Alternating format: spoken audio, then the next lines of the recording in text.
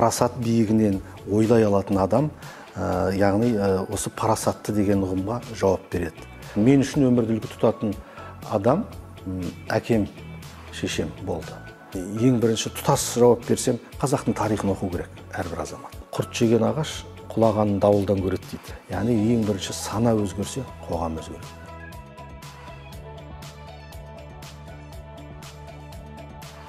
Парасаттылық деген ұғым, жалпы бұл бірнеше жақсы қасиеттердің жиынтық ұғымы.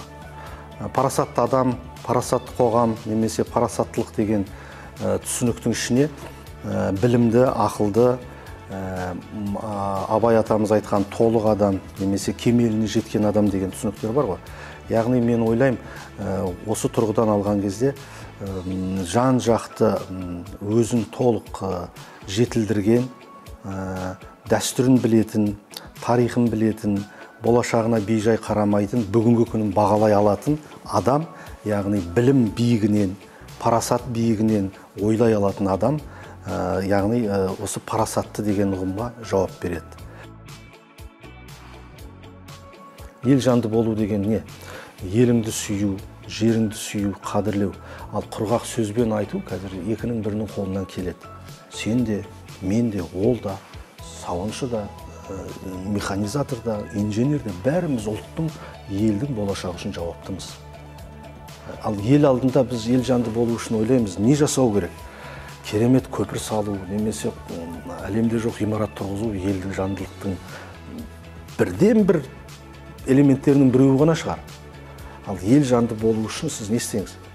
Мен ойлаймын, отбасын құрып, парасатты жаңағы.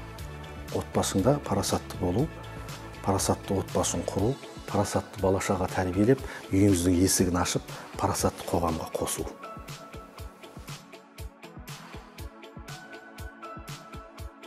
Мен үшін өмірді үлгі тұтатын адам әкем, шешем болды. Әкем қарапайым еңбектің адамы. Бізге әдетте үлгі тұтатын адамдарды біз жастардың санасына ел таныған, немесе жұлдыз болған, бұлай қазіргі тілмен айтқан кезде, белгілі бір жетістікке жеткен, билікте болсын, байлықта болсын, бизнес саласында болсын, саяси сахнада болсын, сондай адамдарды жастар үлгі тұту заңды, дұрыс.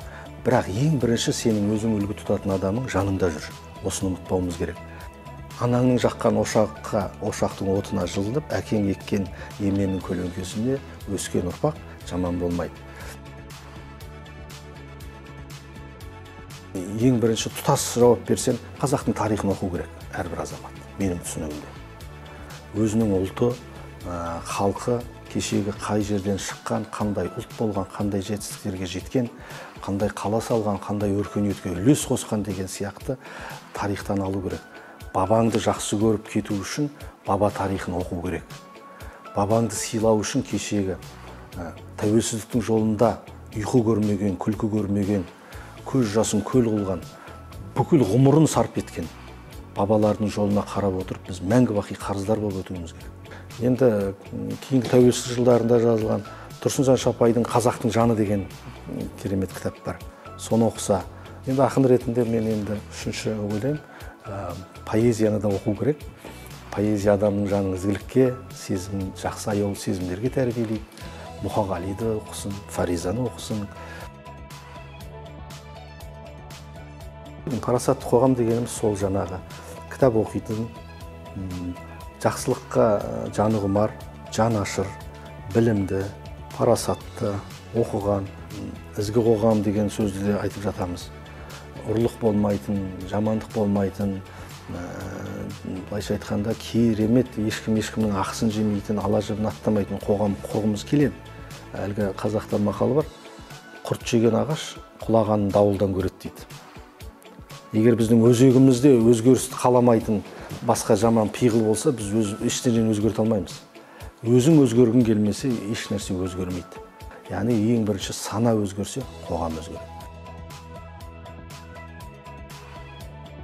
Кредо деген нәрсе сол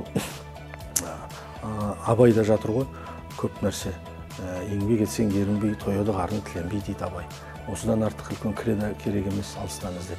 5 нәрсеге асық бол, 5 нәрседен қашық бол дейді. Бұны да кредо қылып алсаңыз, парасатты адамға керек дүние, парасатты қоғамға керек дүние сол.